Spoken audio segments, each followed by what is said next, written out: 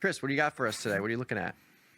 Well, SK Hynix is having their U.S. IPO today. They're looking to raise a little over $25 billion. Just the second time that a base deal for a company is over $25 billion. BABA got there ultimately after the secondaries and what have you. But it's just that SK Hynix and SpaceX. So we're in rarefied air here today. But while we're talking memory, of course, we don't have SK Hynix options yet. Those arrive this coming Tuesday. Instead, we're going to have to pay attention to some of the other names that we have in front of us here, because folks have been using names like Micron and SanDisk as proxies for perhaps the IPO here today.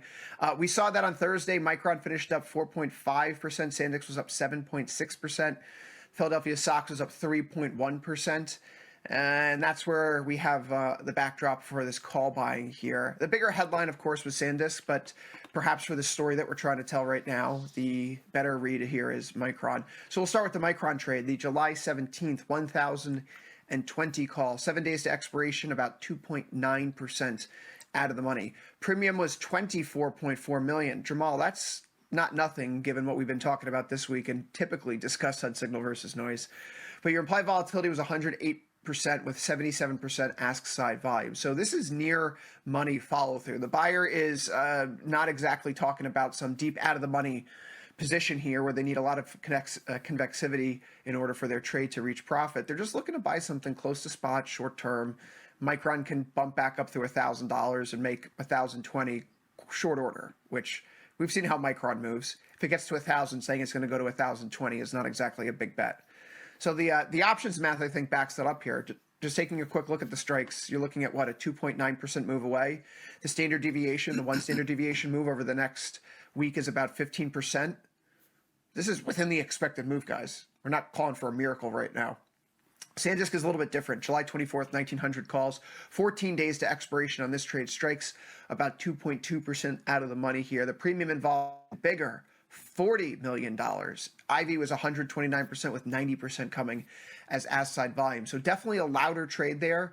$40 million in near money calls are at 130% vol is certainly not casual positioning.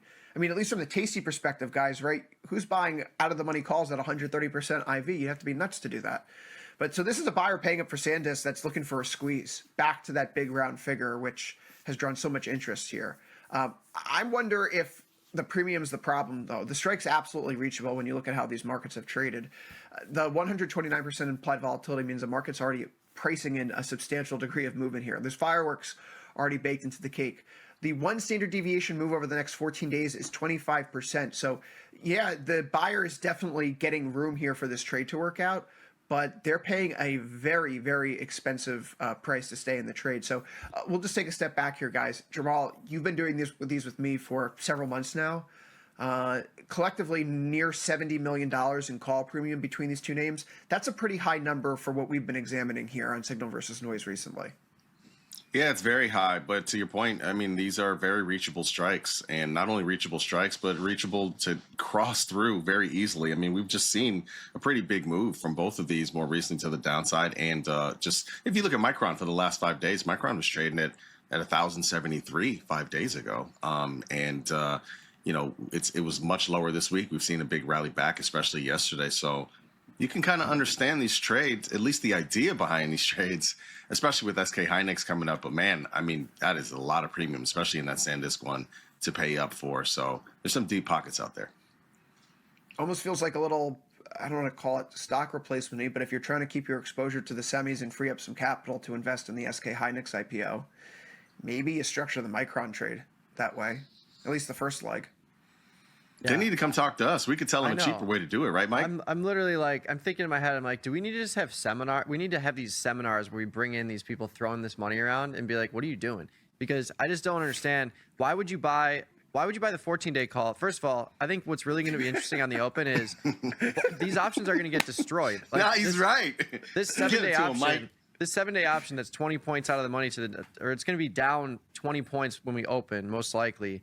This option is going to just get absolutely eviscerated. But this option here, same price point. Yeah, it's further out of the money, but you have so much more staying power because you're in the earnings cycle, or at least in SanDisk you are.